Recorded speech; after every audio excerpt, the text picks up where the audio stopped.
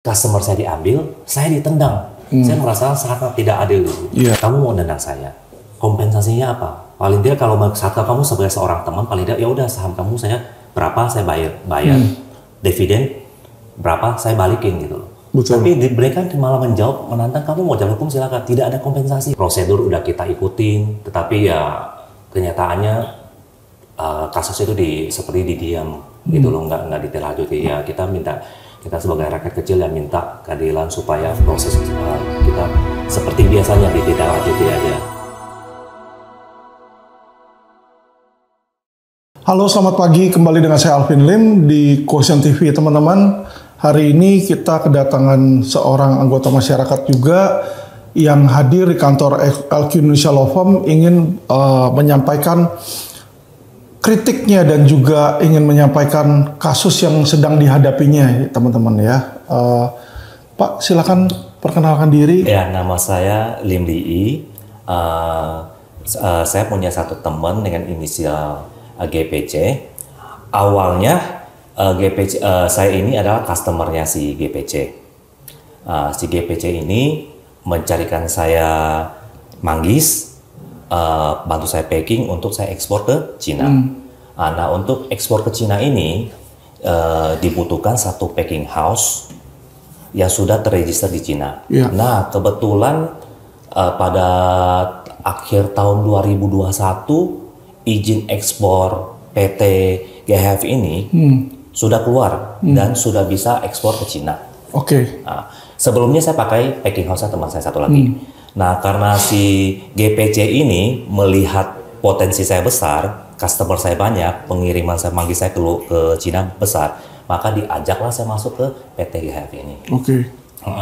Terus gimana? Terus dari sebelum saya masuk dijanjikan kalau untuk customer yang packing sama si GPC ini, jasa packingnya ini kita bagi berdua. Dan untuk jasa pengiriman ke Cina butuh dokumen, fee-nya kita masukin ke perusahaan. Nah, seiring berjalannya waktu, si GPC ini, customer yang saya kenal ini, ada satu tiba-tiba jalan sama dia dan packing fee-nya saya tidak dibagi. Artinya jalan sama dia tuh bagaimana, Pak? Dia dari dulunya sebenarnya customer ini dealnya sama saya, duit saya transfer ke dia, begitu udah selesai kita bagi. Nah, sekarang tiba-tiba nggak ada. Ternyata saya selidiki, saya tanya teman, katanya dia udah jalan sama si GPC ini. Nah, itu loh. Lalu? Terus saya dari akhir tahun 2021 sampai 2022 habis musim manggis, itu customer 99%, saya nggak bilang 100% ya, itu dari saya semua. Keuntungan perusahaan semua dari saya. Pada tahun Mei tanggal 22 itu saya ke market dividen sekitar 454 juta. Saya ceritakan sedikit PT GHF ini ya. PT GHF ini sebelum saya masuk ada dua orang, yang satu GPC, yang satu lagi temannya. Nah, mereka saham 50-50 dengan nilai saham 450 juta, 450 juta. Jadi total 900 juta. Nah, begitu diajak saya masuk saham rata, berarti saya harus bayar 300 juta. Nah, saya transfer ke temannya ini 100 juta, 50 juta, ada bukti transfernya semua ada. Untuk si GPC ini, begitu saya terima dividen, harusnya saya dapat 454 juta, dia cuma transfer saya 304 juta, dipotong 194 juta itu. Nah, singkat cerita ini jalan, ya karena saya melihat customer saya yang ini udah diambil sama dia, packing fee nggak dibagi, ya kan? Nah, terus semua keuntungan perusahaan dari saya. Nah, saya minta data keuangan, terus saya juga nyampaikan komplain, loh ini customer saya gini, kenapa kamu ambil? Nah, itu sempat bersih tegang, akhirnya dia suratin saya. Saya sepihak, saya mau dikeluarin dan tidak sebagai komisaris lagi. Nah, saya akhirnya janji ketemu di Senayan City, sampai di sana saya sampaikan lagi. Saya sampaikan ke mereka, saya bilang ini PT GHF, perusahaan ini semuanya, saya boleh bilang semua 99% itu customer dari saya, pendapatan GHF itu semua dari saya. Kalian tuh nggak ada satu customer pun nggak ada. Dia bilang gitu. Nah, saya bilang, sekarang kalian mau tendang saya dari komisaris yang si GPC bilang iya. Terus saya tanya dia dong, oke kamu mau tendang saya, oke. Kompensasinya apa dong? Saham saya dibalikin, dividen pagi dong yang udah berjalan. Dia bilang tidak ada kompensasi. Mau jalur hukum, ya silakan, dia bilang. Ah ya udah, akhirnya saya lewat kuasa hukum saya mengajukan nuntut ke pengadilan. Nah, dan pengadilan pun sudah memutuskan saya berhak untuk laporan keuangan bagi dividen semua ada tertuang di sana. Habis itu kita tanggal akhir tahun 2022 November kita bikin laporan polisi di Polda Metro Jaya. Dari sana dia sempat diperiksa sebagai terlapor sebagai saksi waktu itu masih. Sebagai saksi udah dipanggil, habis itu kasus kelar, dia bilang dia berani di audit apa gimana. Akhirnya polisi minta kita untuk audit, ya kan. Saya udah dari kuasa hukum lama juga udah mengaudit, auditan udah keluar. Cuman ini audit belum sah kalau belum ada mutasi rekening dari PT. Dan untuk mutasi rekening dari PT ini sendiri itu dari pihak kepolisian sendiri yang akan memintanya. Tapi sampai hari ini pun masih belum mutasi itu belum keluar. Dari kuasa hukum saya lama, kan saya tanya dia gimana kasusnya, dia bilang udah lagi di kantor polisi, ya kan. Katanya penyidiknya belum datang. Hari berikutnya datang lagi, disuruh datang lagi. Udah datang katanya timnya belum lengkap gitu loh. Jadi sampai sekarang ya kasusnya gantung gitu. Nah, Bapak lapor polisi dengan pasal apa, Pak? Pasal di sini ditulisnya pasal 372 sama 378. Penipuan dan penggelapan. Betul. Nah, Bapak merasa ditipu di mananya kalau dalam cerita Bapak ini? Dari laporan keuangan saya kan tidak pernah dapat, ya kan. Untuk pembagian dividen yang pertama, yang 304 juta itu yang saya terima itu juga tidak pernah disertain ini uang ini apa aja gitu loh. Cuman di skala besar, ini total pendapatan sekian, pengeluaran sekian, di bawahnya nominal segini. Tanpa ada transaksi yang jelas itu, pembukuan yang jelas. Saya merasa tuh harusnya nilai saya tuh lebih dari segitu gitu loh. Dan setelah itu pun dari bulan 2022 April sampai sekarang saya tidak pernah terima dividen sama sekali. Nggak pernah terima dividen di situ ya. Jadi masalahnya hanya karena nggak terima dividen. Ya, tidak terima dividen, sama yang saya mau ditendang secara sepihak gitu loh. Dan saham saya dibilang, kamu mau jual ke siapa? Terserah. Saya nggak, yang penting kita berdua nggak mau beli. Jadi saya ada support apa di dalam gitu.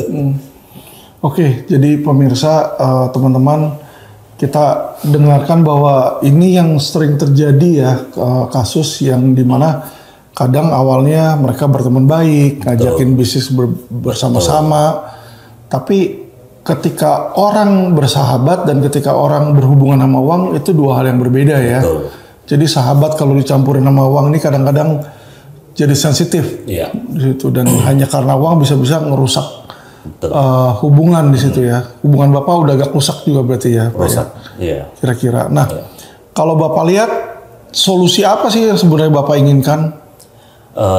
Saya sih berharap ya dari pihak kepolisian yang seperti yang saya bilang, untuk data mutasi rekening, ya kalau bisa dari pihak kepolisian segera untuk bisa menindaklanjuti supaya saya dapat laporan ini, dan saya juga menunjukkan ini seharusnya dividen laporan keuangan sekian uang yang harusnya dapat sekian gitu loh. Itu yang perlu biar transparan aja, dan saya juga bisa mau kedepannya mau gimana keluar dari perusahaan ini, itu yang saya harapin. Itu. Jadi Bapak intinya cuma minta keadilan supaya hak Bapak balik lah ya di situ ya. Jadi walaupun keluar dari perusahaan juga Bapak. Kalau Bapak keluar dari perusahaan nanti berarti perusahaan dijalanin oleh orang tersebut, Bapak nggak merasa rugi Pak? Karena kan klien-kliennya di situ semua. Sudah. Sebagian mungkin saya sekarang saya udah paling kita ya bangun ada PT sendiri lagi buat rebut balik lagi ya, ambilan balik lagi aja gitu. Ya, apa yang seharusnya menjadi milik kita ya saya ambil balik aja. Iya. Oke, jadi yang Bapak inginkan itu diprosesnya di mana Pak laporan polisinya? Di Polda Metro Jaya. Polda Metro Jaya Iya, ya. betul. Unit, kalau saya lihat tadi Subdit Renakta ya. Iya, iya. Unit 3, pada kepala unit 3 Renakta, ini ada salah satu klien Anda, Pak Lim di sini. Kayak itu kan dipindahin yang kedua di ini deh, unit 4 deh Pak.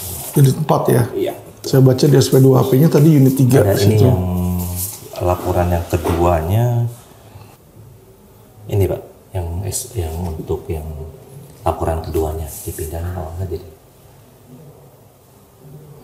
Kadek 4 Subdit Renakta ya? Ya. Oke. Ya. Oke, kepada Kanit 4 Subdit Renakta, ini ada salah satu klien Anda, Pak Lim Lei, mohon dibantu laporan polisinya yang sudah dibikin sejak tahun lalu agar bisa diproses dan ditindaklanjuti sebagaimana mestinya. Nah, Bapak ada problem seperti ini, Pak. Kira-kira outcome apa yang Bapak harapkan? Karena kalau dengan laporan polisi ini kan kemungkinan Bapak nggak dapat uang Bapak balik, tapi apa Bapak mau mempidanakan atau bagaimana? Ya tentu saja saya minta keadilan yang jelas ya, yang terus terang uang yang saya keluarkan juga tidak sedikit, waktu juga di waktu yang minta keadilan dari kepolisian untuk ini, untuk kalau bisa mempidanakan saudara GPC ini dan berserta direktur utamanya. Oke. Nggak ada jalan damai lagi Pak nantinya ke depannya atau?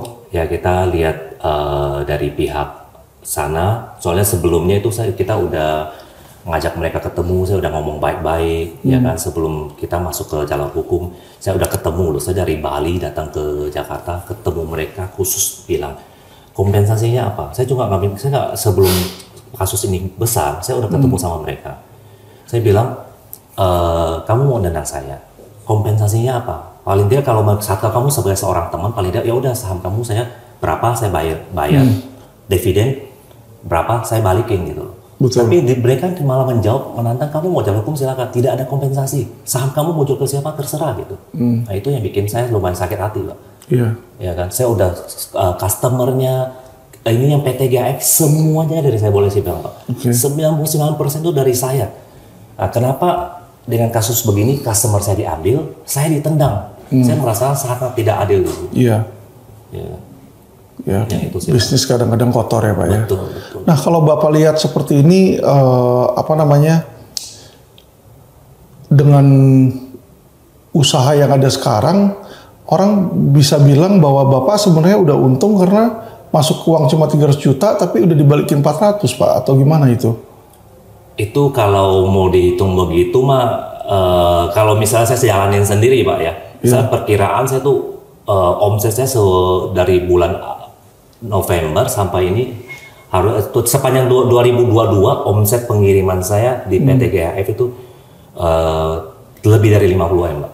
Lebih dari? 50 M. 50 M? Betul. Gede banget. Iya. Oh. Makanya saya bilang dari yang total nilai yang saya dapatin, dari itu dapat 300 juta, itu harusnya jauh sekali dengan apa yang saya sudah kerjakan gitu loh. Jauh ya Pak ya? Iya. Terus kalau Bapak lihat seperti itu, kenapa dari awal Bapak nggak bikin usaha sendiri aja kalau semuanya dari Bapak? Pertama gini Pak, saya belum punya packing house yang sudah terregister di Cina sebelumnya. Oke. Nah, makanya setelah saya ngalamin kasus begini, saya langsung cari packing house. Ya saya mau ngajuin ke Cina ini. Kebetulan ada punya temen punya packing house ini, akhirnya saya beli. Akhirnya semua sekarang saya kirim ke Cina semua pakai bendera saya satu lagi, PT saya. Oke, packing house tersebut. Betul. Oke, ngerti Pak. Jadi dari laporan polisi ini yang Bapak harapkan agar supaya lanjut ya Pak ya di situ ya. Betul. Oke, kalau ada Kapolda Metro Jaya, kira-kira pesan apa yang Bapak mau sampaikan, silakan ke Pak Kapolda. Untuk Bapak Kapolda, ya tolong untuk ya kami rakyat kecil, untuk kasus-kasus begini kita sering udah sampai di proses semua, itu prosedur udah kita ikutin, tetapi ya kenyataannya kasus itu seperti didiam gitu loh, nggak ditindaklanjuti. Ya kita minta Kita sebagai rakyat kecil yang minta keadilan supaya proses kita seperti biasanya ditindaklanjuti aja gitu loh. Jadi jelas yang salah ya salah, benar yang benar. Iya, oke. Kira-kira pesan apa yang Bapak ingin sampaikan ke masyarakat, Pak?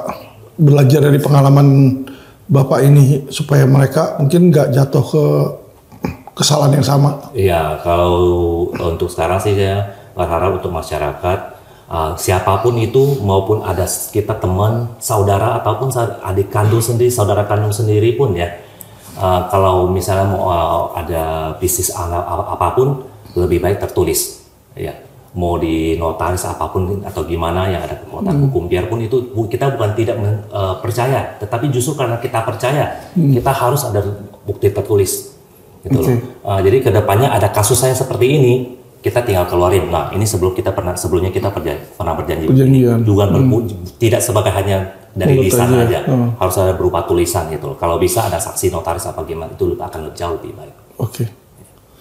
Oke teman-teman, tadi kita sudah dengar, jadi ini bisa menjadi pelajaran yang berharga ya bagi masyarakat sekalian, bahwa dalam hal bisnis itu jangan hanya berpatokan pada untung aja gitu loh.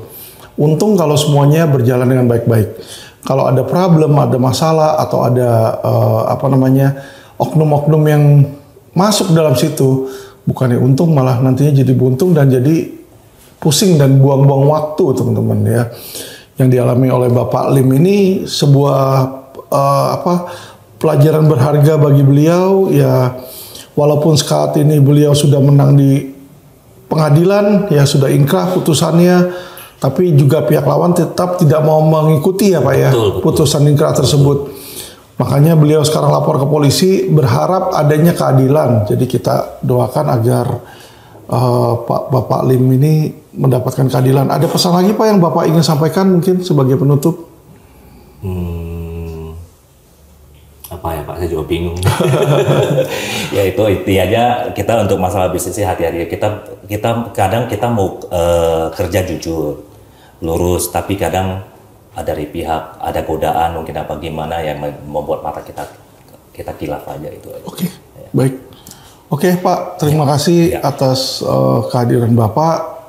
Semoga apa yang Bapak sampaikan ini juga Bapak ada jalan keluarnya, dan masyarakat yang menonton, netizen bisa belajar dari pengalaman dan kasus hukum yang dialami oleh Bapak Lim Lee ini agar tidak terulang bagi masyarakat dan khalayak luas. Terima kasih.